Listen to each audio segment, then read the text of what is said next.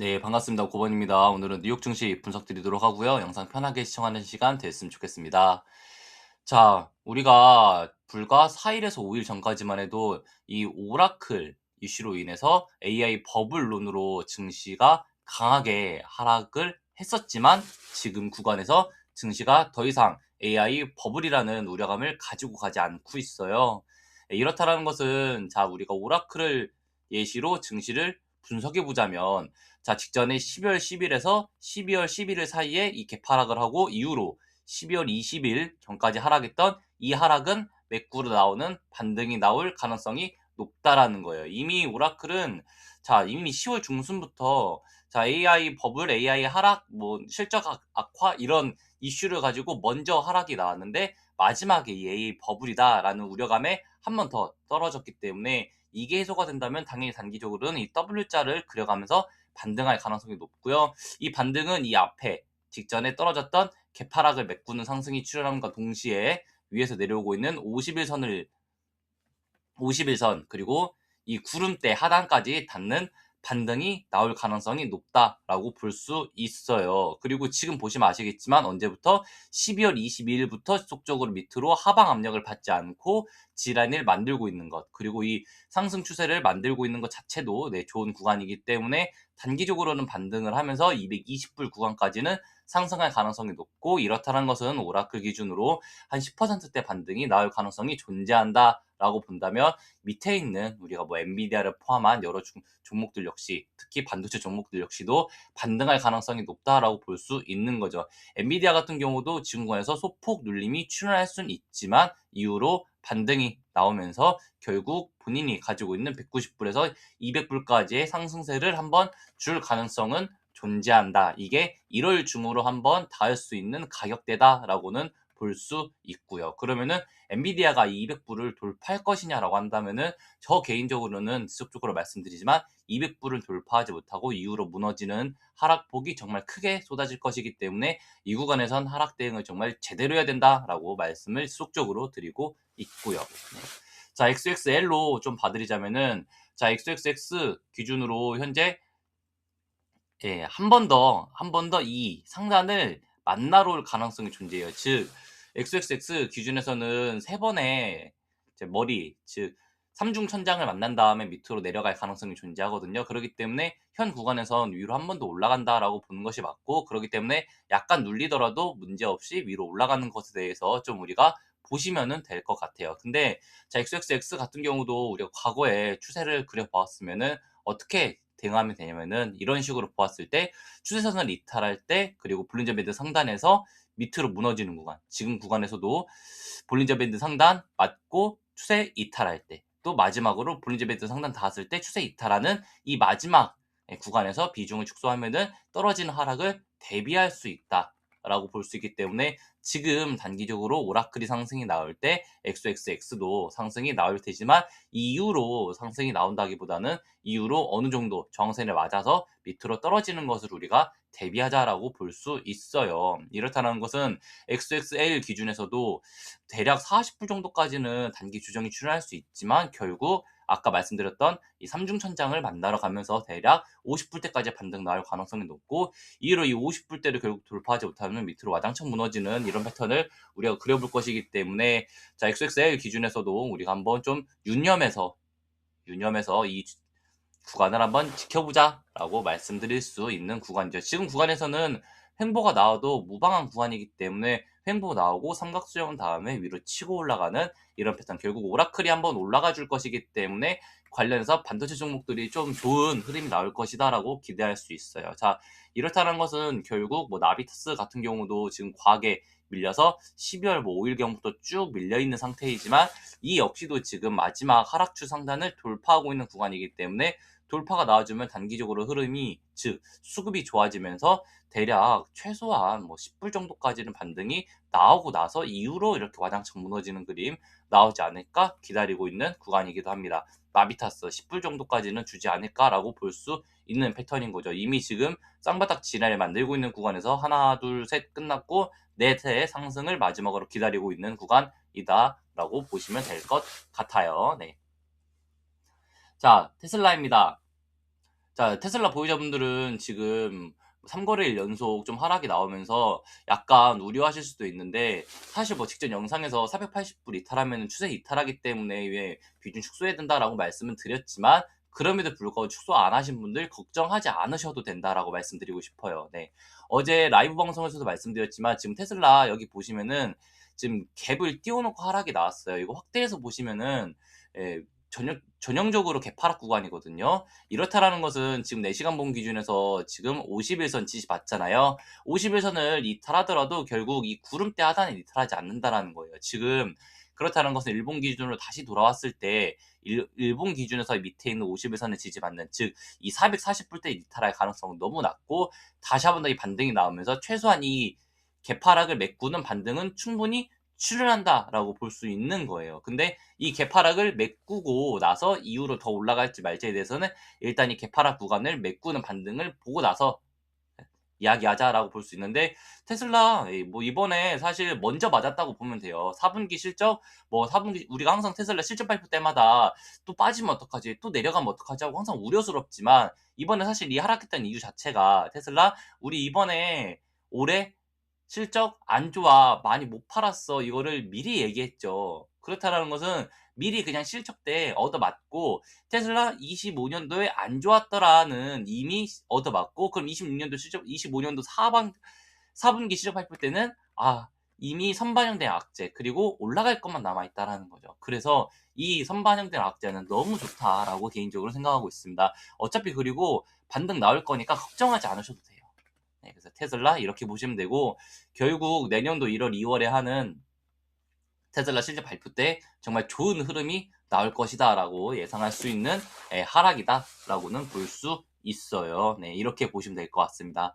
자, 이제 비트코인 같은 경우가 되게 좋은데, 무슨 소리냐면은 가격대로는 치고 올라가지 못하고 있지만, 자, 지금 계속해서 지랄을 만들면서 이평선 집중시키고, 그리고 나서 자, 어디부터 10월부터 시작됐던 이 하락 추세 종결 구간이에요. 지금 이 종결되고 난 뒤로 지금 상승이 이루어지고 있기 때문에 빠지지 않으면 위로 올라간다라고 지금 보고 있거든요. 그래서 지금 마지막으로 이 50일선 내려오고 이평선 지층되면서 위로 치고 올라가는 그림을 좀 보려고 하고 있습니다.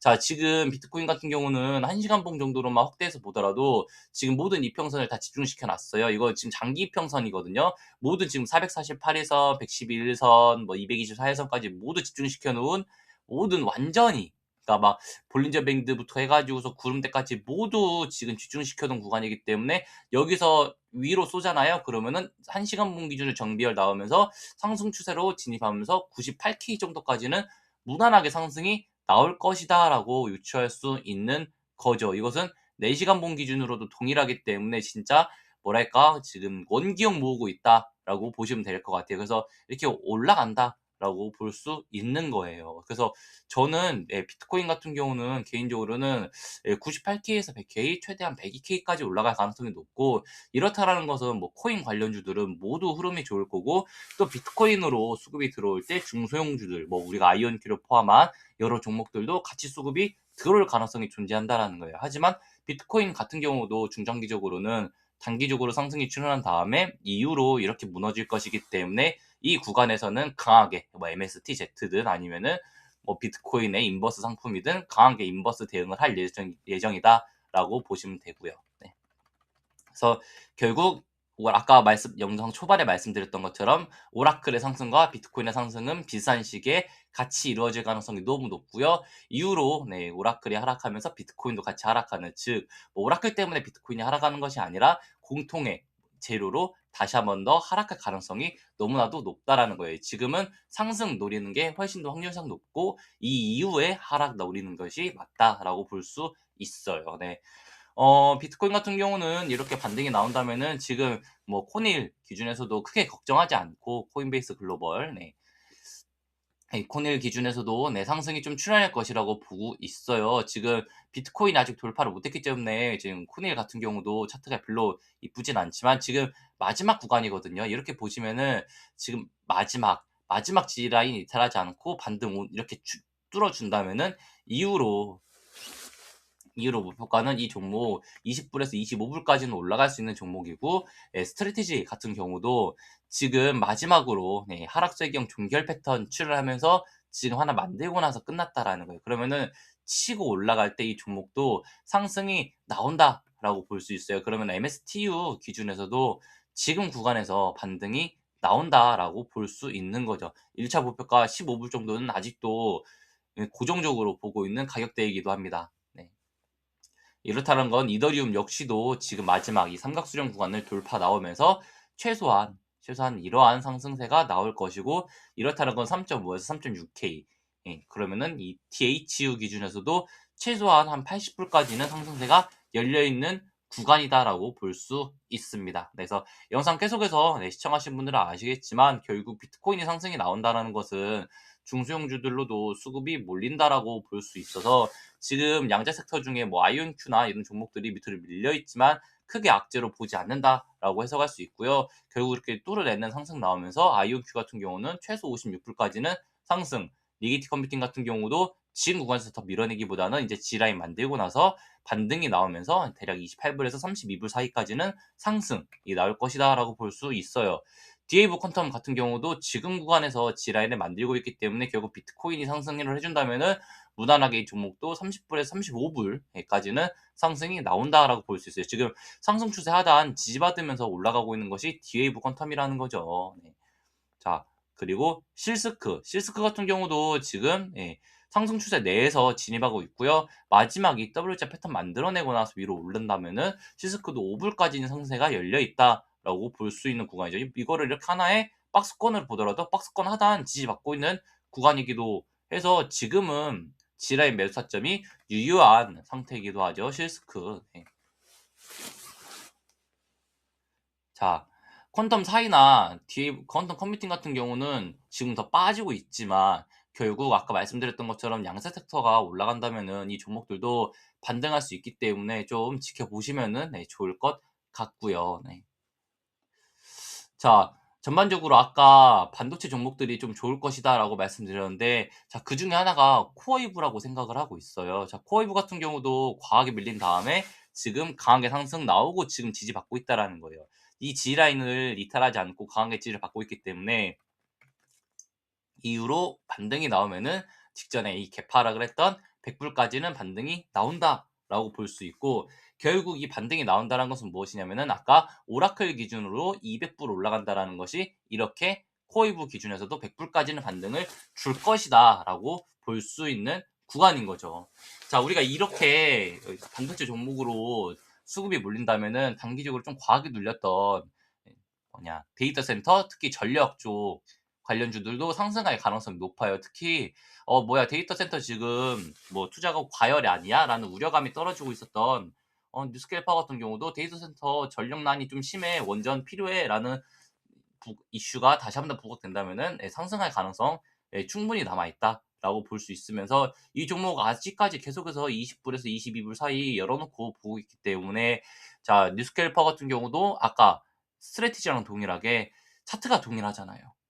그러니까 자, 코인 관련주랑 이렇게 반도체 중소형주랑 차트가 비슷하다는 것은, 특히 원전 대장주였던 뉴스케일 파워랑도 차트가 비슷하다는 것은 결국 비싼 시기에 비싸게 상승을 출현시키겠다라는 마켓 메이커의 심리가 깔려 있다라고 볼 수 있어요. 네. 그럼 지금 구간에서 결국 이 추세 상단을 돌파를 해주면서 이후로 이렇게 상승이 나오고 그러면은 19불, 22불 상승 나온다라는 거예요. 그래서 뉴스케일 파워도 자, 상승을 좀 바라보시면 좋을 것 같아요. 자, 아까 코인 관련주들이 상승이 나온다라고 했으면 당연히 우리가 비트마인 같은 경우도 지켜보시면 좋아요. 비트마인 같은 경우가 지금 G라인을 만들고 있으면서 지금 단기적으로 이 하락 추세 상단을 돌파하고 있는 구간이거든요. 그렇기 때문에 결국 비트마인 같은 경우가 30불대를 돌파하게 된다면은 단기적으로는 다시 한 번 더 35불에서 최대 44불까지도 다시 한 번 더 상승 추세가 나오기 때문에 이 점은 크게 걱정하지 않으셨으면 좋겠다라고 말씀드리고 싶어요.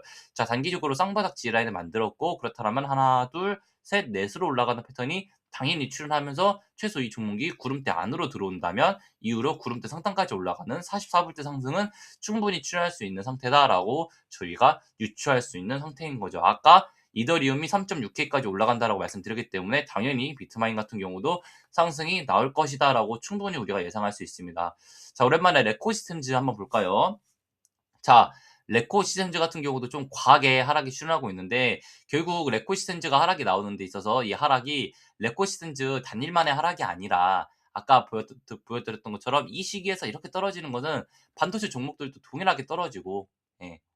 그리고 뭐 코인 관련주들도 동일하게 떨어지고 그러기 때문에 동일하게 중소형주인 레코시스템즈도 사실 버티기 쉽지 않지만 예, 레코시스템즈 같은 경우도 지금권에서 밀리는 거에 대해서는 자 결국 반등은 한번 나와요. 레코시스템즈가 지금 하나, 둘, 셋, 넷, 다섯으로 떨어지고 있는 즉 하락 오파동 종결 구간이기 때문에 뚫어만 주면은 이후로 1.8불에서 2.2불까지는 상승이 나와준다라는 거예요. 이거 단기적으로 1.5불 정도만 다시 한번 더 뚫어줘도 예, 하락 추세는 종결됐다라고 볼 수 있거든요. 그렇기 때문에 그럴 때 네, 이렇게 뚫어주는 흐름이 나와준다면은 예, 이렇게 반등이 나올 수 있다라는 거죠. 네, 그럼 최소한 이 구간까지는 상승이 나온다.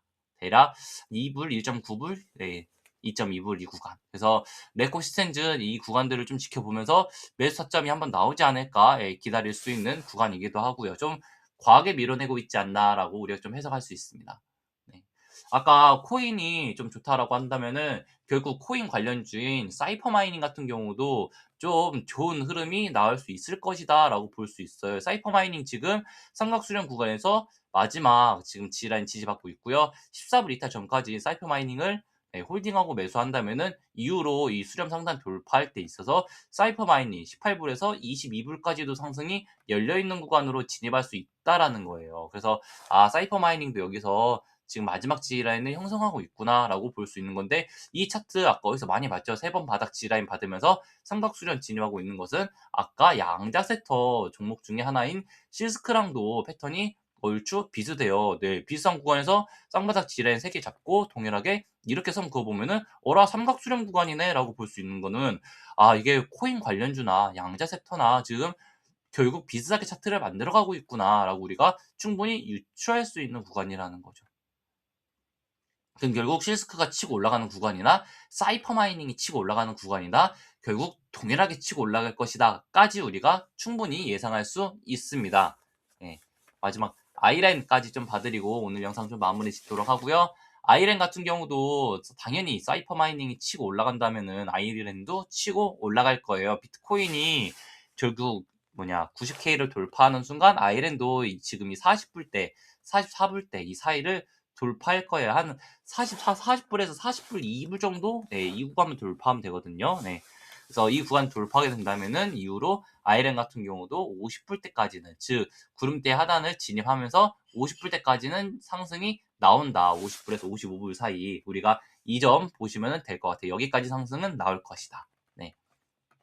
그래서 전반적으로 저는 비트코인이 상승이 나오면서 좀 중소형주들이 반등이 나올 것이라고 보고 있어서 예, 지금 예, 비트코인은 추세를 돌파한 상태이기 때문에 상승 확률이 매우 높아지고 있는 상태다라고도 볼 수 있고 예, 코인 관련주들이 상승이 나오고 그리고 아까 말씀드렸던 이 오라클 예, 반도체 종목들이 좀 반등이 나오면서 예, 전반적으로 반도체 관련주 그리고 비트코인 관련주들이 강하게 상승하고 중소형주들이 좀 뒤에서 수급을 받쳐주는 반등들이 나올 것이라고 네, 예상을 하고 있습니다.